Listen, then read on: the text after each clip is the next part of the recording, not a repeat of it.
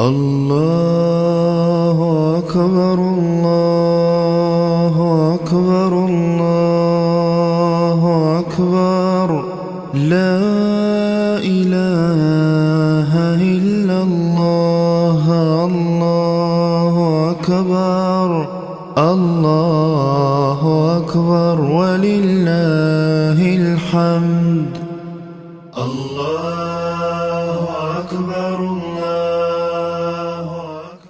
wa ashabi ajma'in amma ba'd. Atas nama pribadi, keluarga dan pemerintah Kabupaten Banyuwangi, saya mengucapkan selamat Hari Raya Idul Fitri 1 Syawal 1447 Hijriah. Taqabbalallahu minna wa minkum siyamana wa siyamakum minal aidin wal faizin. Mohon maaf lahir dan batin. Bagi saudara-saudara kami para pemudik, selamat datang kembali di rumah. Nikmatilah Banyuwangi yang indah ini, masyarakatnya yang rukun, santun dan ramah. Perkuat kembali silaturahim yang sempat tertunda. Terima kasih telah pulang dan membawa semangat baru untuk Banyuwangi. Jamaah salat Idul Fitri yang dirahmati Allah, sebagai pelayan masyarakat, kami menyadari bahwa perjalanan Banyuwangi tentu belum sempurna. Kami mendengar, kami mencatat dan kami merasakan apa yang menjadi kegelisahan semua. Kami tidak sekedar mendengar, tapi terus bergerak bersama seluruh pihak demi perubahan yang nyata. Terkait infrastruktur jalan, kami memohon maaf jika dalam perjalanan mudik atau aktivitas sehari-hari masih ada ruas jalan yang kurang nyaman. Panjang jalan Banyuwangi kurang lebih 2.500 km, terpanjang di Jawa Timur. Jalan dengan kondisi baik kurang lebih 1.926 km, masih ada sekitar 574 km perlu penanganan. Di sisi lain, dana transfer kita ini terpangkas cukup besar sebesar 665 miliar. Perlu kami sampaikan, kerusakan jalan ini telah menjadi fenomena nasional di berbagai wilayah di Indonesia. Hujan ekstrim berkepanjangan serta kebijakan pemangkasan anggaran secara nasional membuat ruang gerak kita serba terbatas. Kami berkomitmen menuntaskan perbaikan jalan secara bertahap. Kami akan lakukan reprioritas anggaran untuk memastikan mobilitas ekonomi sosial warga semakin lancar. Jamaah salat Id yang berbahagia, Idul Fitri adalah momentum untuk saling memaafkan. Jika dalam pelayanan kami ada tutur kata yang salah, kebijakan yang belum menyentuh semua lapisan, atau janji yang masih dalam proses pembuktian, dengan kerendahan hati kami memohon maaf yang sebesar-besarnya. Terima kasih mendalam kami sampaikan kepada seluruh masyarakat yang terus melangkah bersama membangun Banyuwangi dengan penuh cinta. Kami mohon doa agar Banyuwangi dijauhkan dari mara bahaya, masyarakatnya semakin rukun, guyup, dan ekonomi kita tumbuh semakin kuat ke depannya. Mari kita jaga kerukunan ini, karena modal terbesar pembangunan adalah kerukunan, kebersamaan, dan gotong royong. Sebagai wujud rasa syukur dan penguat persaudaraan, kami mengundang warga Banyuwangi yang dari perantauan serta seluruh handai taulan untuk hadir merajut silaturahim di Pendopo Sabah Swagata Blambangan pada tanggal 23 Maret tahun 2026. Sampai jumpa di rumah kita bersama. Selamat berkumpul dengan keluarga tercinta. Semoga Allah Subhanahu wa taala menerima amal ibadah kita dan mempertemukan kita kembali dengan Ramadan tahun depan dalam keadaan yang lebih baik. Wallahul muwaffiq ila aqwamit thoriq. Wassalamualaikum warahmatullahi wabarakatuh. Banyuwangi 1 Syawal tahun 1447 Hijriah. Bupati Banyuwangi Ifuk Festiandani.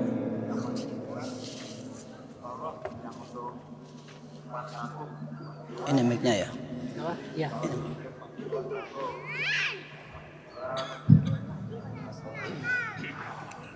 Selanjutnya kita masuk acara ini, yaitu pelaksanaan sholat Idul Fitri. Antum dek kono.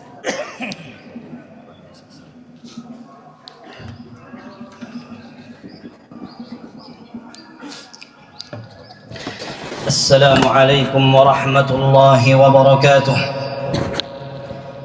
إن الحمد لله نحمده ونستعينه ونستغفره ونعوذ بالله من شرور أنفسنا ومن سيئات أعمالنا من يهد الله فلا مضل له ومن يضلل فلا هادي له وأشهد أن لا إله إلا الله وحده لا شريك له وأشهد أن محمدا عبده ورسوله صلوات ربي وسلامه وبركاته عليه وعلى آله وأصحابه ومن تبع هداه إلى يوم الدين. يا أيها الذين آمنوا اتقوا الله حق تقاته ولا تموتن إلا وأنتم مسلمون.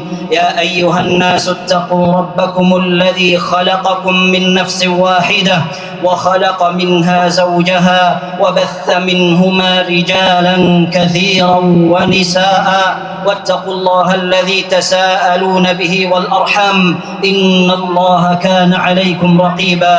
يا أيها الذين آمنوا اتقوا الله وقولوا قولا سديدا يصلح لكم أعمالكم ويغفر لكم ذنوبكم ومن يطع الله ورسوله فقد فاز فوزا عظيما. فإن أصدق الحديث كتاب الله وخير الهدي هدي محمد صلى الله عليه وسلم وشر الأمور محدثاتها فإن كل محدثة بدعة وكل بدعة ضلالة وكل ضلالة في النار. أما بعد جماعة صلاة عيد رحمنا ورحمكم الله. الله أكبر الله أكبر الله أكبر الله أكبر الله أكبر الله أكبر لا إله إلا الله والله أكبر الله أكبر ولله الحمد. Segala puji bagi Allah Subhanahu wa ta'ala yang memudahkan kita untuk menerapkan semua ibadah sebulan penuh dengan bimbingan Nabi sallallahu alaihi wasallam, dengan sunnah yang diwarisi sejak zaman Nabi sallallahu alaihi wasallam hingga akhir zaman. Maha bahagia dan alangkah suksesnya orang yang mengawali dengan sunnah Nabi sallallahu alaihi wasallam, yang mengakhiri dengan sunnah Nabi sallallahu alaihi wasallam. Inilah hakikat ketakwaan ketika salah seorang salaf mengatakan an ta'mala bi ta'atillah ala nurin minallah tarju thawaballah. Engkau berbuat taat dengan arahan dan petunjuk dari Allah dan engkau mengharap pahala dari Allah. Wa anta tatruka ma'siyatallah ala nurin minallah takhafu iqaballah. Engkau meninggalkan larangan Allah dengan bimbingan dari Allah dan engkau takut dengan azab Allah. Inilah definisi ketakwaan yang pernah disampaikan Talq bin Habib rahimahullah. Dan orang bertakwa adalah orang yang mengenal sunnah Nabi sallallahu alaihi wasallam. Berbahagialah ahlu sunnah, berbahagialah orang yang kenal agama, dan dia orang yang sukses dalam beribadah kepada Allah Subhanahu wa ta'ala. Allahu akbar Allahu akbar la ilaha illallah wallahu akbar Allahu akbar walillahil hamd. Inilah hari raya Eid yang disebut Syekhul Islam Ibn Taymiyah rahimahullah ismun lima ya'ud minal ijtima' fi yawmin mu'tad. Beliau mengatakan hari raya adalah hari yang selalu berulang, berkumpul, dan beliau menyebutkan unsur ketiga tidak mungkin tidak ada, yaitu a'malun tatba'u dzalik. Pasti ada ritual. Orang yang melakukan sebuah kebiasaan bersama dan berulang dengan komunitas besar, tidak mungkin mereka memiliki ritual tertentu kalau seandainya tidak diyakini dan dilakukan terus-menerus. Maka inilah sunnah, inilah ibadah yang dirayakan, dan sudah sepantasnya hari raya Yaumus Surur, sebagaimana yang disampaikan Al-Baghawi rahimahullah, li'annahu ya'ud minal farahi ilal farahil akhar, dari kebahagiaan yang satu kepada kebahagiaan yang lain. Dan inilah sunnah Nabi sallallahu alaihi wasallam. Inilah ketakwaan orang yang ingin beribadah dan sukses di Ramadan, mereka yang sukses sebelum dan sesudah Ramadan. Maka Al-Hafidh Ibnu Hajar dan sebelumnya Al-Khattabi rahimahumullah mengatakan izharus sururi fi yaumi Eid min syi'ariddin. Menunjukkan kebahagiaan pada hari raya merupakan simbol Islam. Wa huwa mandub, itu adalah sunnah sebagaimana ditegaskan oleh sebagian ulama yang lain.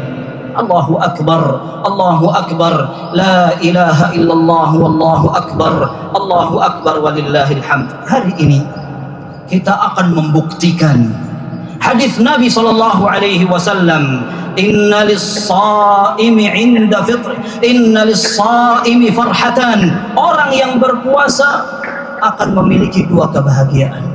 Kebahagiaan pertama Allah dahulukan, farhatun 'inda fitrihi, kebahagiaan ketika dia berbuka, ketika dia berhari raya, ketika dia beribadah sebulan penuh, kemudian dia merasakan nikmat Allah berupa berbuka. Lalu kita akan mengatakan, kebahagiaan apa yang akan dirasakan oleh orang yang tidak berpuasa? Lalu kita akan bayangkan kebahagiaan apa yang akan didapatkan seseorang menggunakan pakaian baju barunya, berbahagia dengan keluarganya. Akan tetapi sepanjang tahun, bahkan di bulan suci, dia tidak salat, dia tidak beribadah, dia tidak kenal agama Allah subhanahu wa ta'ala. Kebahagiaan semu tidak lebih dari sebuah kebudayaan dan tradisi. Nilai ibadahnya tidak ada, kosong dia. Bahkan sebagian orang tidak berbeda antara hari raya dengan hari ibadah, antara hari ibadah dengan hari biasanya. Maksiat mewarnai kehidupan, kosong rumah tangga dari nuansa dekat dengan Allah subhanahu wa ta'ala. Laisal 'idu liman labisal jadid, innamal 'idu liman ta'atuhu tazid. Kata Ibnu Rajab rahimahullah, hari raya bukan diukur dengan baju baru, akan tetapi dengan ketaatan yang bertambah. Kita katakan, bukan ketaatan yang bertambah itu susah sekali, akan tetapi bagaimana seseorang menjaga rutinitas dan istiqamah. Orang berbahagia adalah orang yang mengenal Allah sepanjang tahun. Bagaimana dia memupuk sepanjang bulan ini dengan membaca Al-Quran, dengan salat, munajat dan berdoa, dengan istighfar. Setelah itu dia tidak lupa dengan semua kebaikan itu. Dan kita tahu para ulama salaf lebih takut untuk tidak diterima amal ini daripada mereka bersusah payah untuk beribadah. Kita lihat bagaimana sebagian ulama bisa khatam 7 hari sekali, 3 hari sekali, setiap hari sekali dia khatam 30 juz. Lihat bagaimana sholat mereka bisa 5 juz dalam 1 rakaat. Lihat bagaimana doanya diwarnai dengan tangisan, dengan taubat, dengan doa untuk seluruh kaum muslimin. Akan tetapi sebagian besar mereka takut ternyata amal mereka tidak diterima Allah subhanahu wa ta'ala. Muhammad ibnu Abi Rawad, ahli hadis, wafat tahun 234 Hijriah. Beliau mengatakan, adraktuhum yajtahiduna fil amalis salih. Aku mendapati para ulama salaf, orang yang paling semangat dalam beramal saleh. Fa idza fa'alu waqa'a alaihimul ham ayuqbalu minhum am la. Mereka ketika sudah berhasil melaksanakan, mereka akan galau, khawatir apakah amal itu diterima atau tidak. Kaum muslimin, pelajaran terpenting dari ibadah puasa adalah pelajaran tauhid, pelajaran akidah, pelajaran bagaimana orang diawasi Allah dan bagaimana dia akan menghadap Allah subhanahu wa ta'ala. Ketika kita berbicara kebahagiaan orang berpuasa, wa farhatun 'inda liqa'i rabbih, kebahagiaan ketika seorang akan bertemu dengan Allah subhanahu wa ta'ala. Bagaimana dia yakin amal ini akan dipertanggungjawabkan dan dia diawasi sepanjang tahun, diawasi oleh Allah subhanahu wa ta'ala. Bukan karena dia tidak makan dan minum saja, akan tetapi hidup ini semua tanggung jawab. Maka kita tahu bahwa Nabi sallallahu alaihi wasallam menyebutkan syiar, man shama Ramadan imanan wa ihtisaba, man qama Ramadan imanan wa ihtisaba, qama lailatul qadr imanan wa ihtisaba. Iman, orang percaya ini syariat Islam, Allah wajibkan kepada kita. Ihtisab, dia berharap pahala dari Allah subhanahu wa ta'ala. Allah yang tugaskan kita, Allah yang membuat kita mampu. Seandainya Allah akan halangi kita dari keamanan, seandainya Allah buat kita semua sakit, seandainya kecelakaan dan segala rintangan-rintangan ibadah diberikan Allah kepada kita. Allah mampu sekali, wal'iyadzubillah. Akan tetapi semua kenikmatan ini seringkali dilupakan. Bahkan orang tidak berpikir bahwa kesehatan dia mahal sekali, waktu luang dia mahal sekali, kerukunan di rumah tangga, bagaimana harmonisnya antara suami dengan istrinya, ketika orang tua dengan anaknya. Kenapa mereka tidak poles indahnya hidup rumah tangga dengan ketaatan kepada Allah, saling tolong menolong dalam salat, mengingatkan ketika sebuah kemaksiatan di rumah tangga diingatkan. Dan ini semua akan ditanya oleh Allah Subhanahu wa taala. Maka kita tahu bahwa orang paling bertakwa adalah orang yang paling tahu tentang hak Allah, dan inilah makna dan definisi ketakwaan yang disampaikan para ulama. Seorang sahabat mengatakan, manil muttaqun, siapa orang yang paling bertakwa? Qaumun ijtanabu ibadatal awthan wa akhlasu lillahi bil ibadah. Orang yang paling bertakwa adalah orang yang meninggalkan ibadah kepada semua berhala dan memurnikan ibadah kepada Allah. Ada orang masih melakukan kesyirikan, masih tertambat pada makhluk, masih khawatir dengan keyakinan nenek moyang, keturunan dan semacamnya. Bagaimana dia akan merealisasikan ketakwaannya? La'allakum tattaqun, agar kalian bertakwa. Kita katakan orang yang paling sukses bertakwanya adalah orang yang belajar tauhid dan akidahnya. Allahu akbar, Allahu akbar, la ilaha illallah, wallahu akbar, Allahu akbar, walillahil hamd. Kaum muslimin, salat Id rahimana wa rahimakumullah. Ketika kita tahu ada orang membangun rumah, kemudian dia ingin menghancurkan juga dengan sengaja, atau ada orang lain di sekitarnya sebagai pengkhianat, dia susah payah membangun rumahnya, kemudian dijebol oleh orang terdekat sehingga dia tidak tahu itu. Kita tahu bahwa ini merupakan tindakan yang paling merugi dan paling konyol.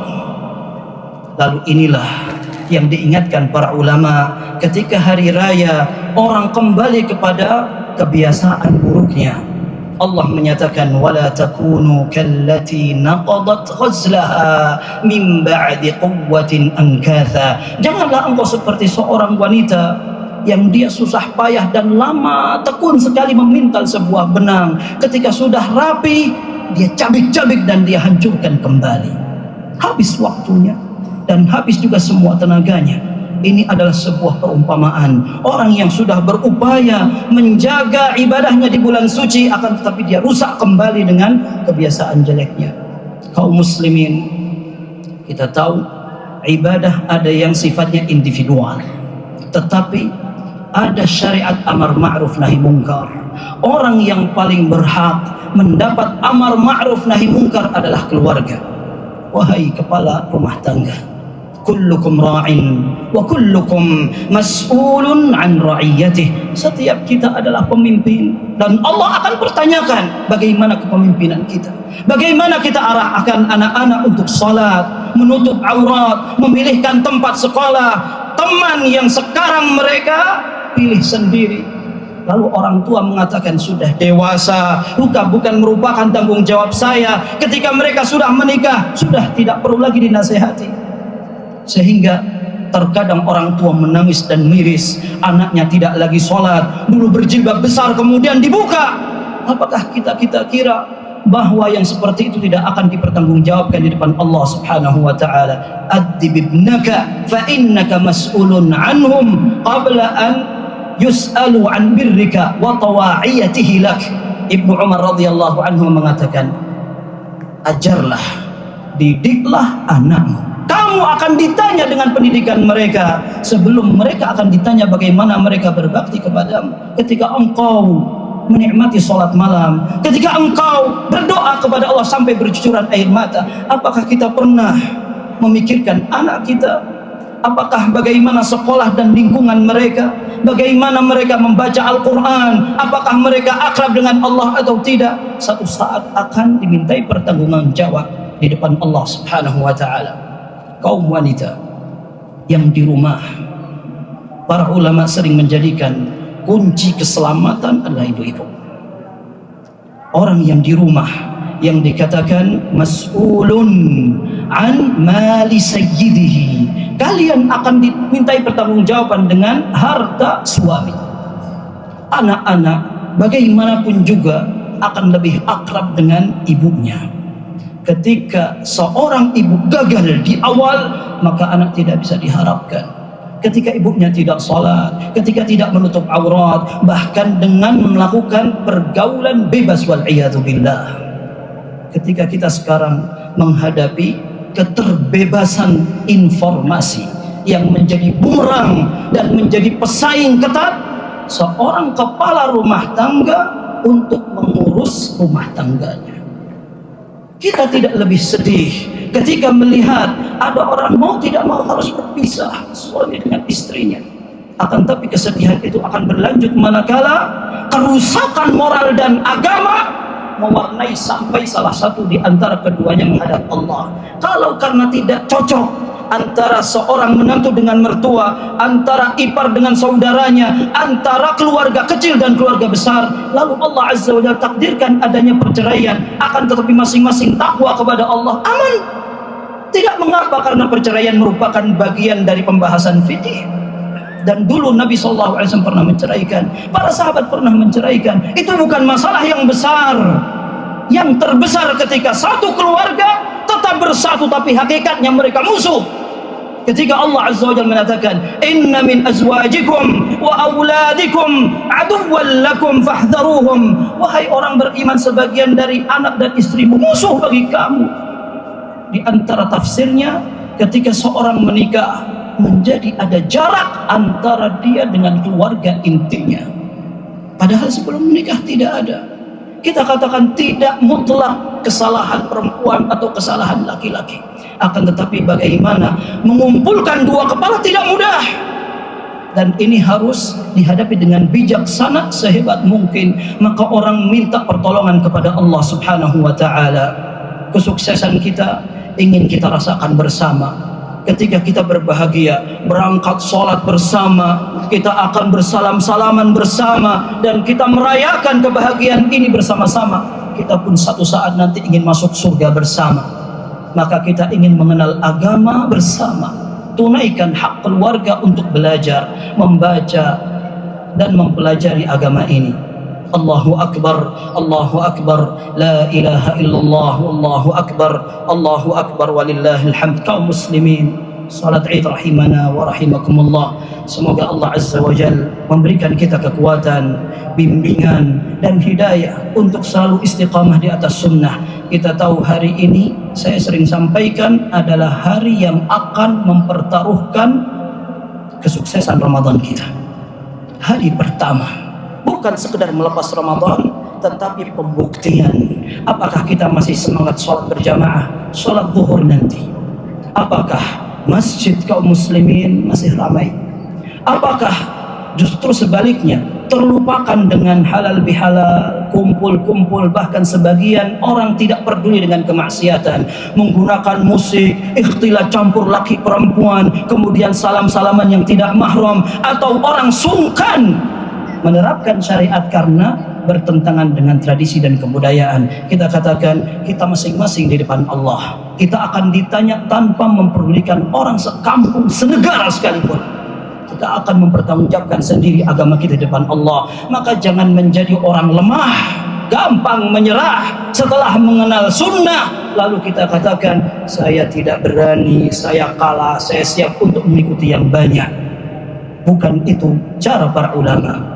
Kaum muslimin, semoga Allah Azza wa Jalla memberikan kita kesuksesan, kekuatan dunia akhirat setelah Ramadan ini. Allahumma salli ala Muhammadin wa ala ahli Muhammad kama sallaita ala Ibrahim wa ali Ibrahim innaka Hamidum Majid. Allahumma barik ala Muhammadin wa ala ali Muhammad kama barakta ala Ibrahim wa ali Ibrahim innaka Hamidum Majid, wa sallim tasliman katsira. Allahumma a'izz al-islam wal muslimin wa dammir asy-syirka wal musyrikin wa dammir a'da'aka a'da' ad-din واحمي حوزة الإسلام يا رب العالمين. اللهم أرنا الحق حقا وارزقنا اتباعه، وأرنا الباطل باطلا وارزقنا اجتنابه. اللهم أصلح لنا ديننا الذي هو عصمة أمرنا، وأصلح لنا دنيانا التي فيها معاشنا، وأصلح لنا آخرتنا التي إليها معادنا، واجعل الحياة زيادة لنا في كل خير، واجعل الموت راحة لنا من كل شر. اللهم تقبل توبتنا واغسل حوبتنا واهد قلوبنا وسدد ألسنتنا وثبت حجتنا واسلل سخيمة قلوبنا. اللهم آت نفوسنا تقواها وزكها أنت خير من زكاها، أنت وليها ومولاها. اللهم آمنا في أوطاننا وأصلح أئمتنا وولاة أمورنا. اللهم أيد بالحق إمامنا، اللهم وفقه لهداك واجعل عمله في رضاك يا رب العالمين. اللهم أصلح أحوال المسلمين في كل مكان، اللهم أصلح أحوال المسلمين في كل مكان، اللهم أصلح أحوال المسلمين في كل مكان. اللهم إنا نسألك الجنة وما قرب إليها من قول أو عمل، ونعوذ بك من النار وما قرب إليها من قول أو عمل، ونسألك أن تجعل كل قضاء قضيته لنا خيرا. ربنا آتنا في الدنيا حسنة وفي الآخرة حسنة وقنا عذاب النار. وصل اللهم وسلم على نبينا محمد وعلى آله وصحبه أجمعين. سبحان ربك رب العزة عما يصفون، وسلام على المرسلين، والحمد لله رب العالمين. وتقبل الله منا ومنكم كل عام وأنتم بخير، والسلام عليكم ورحمة الله وبركاته.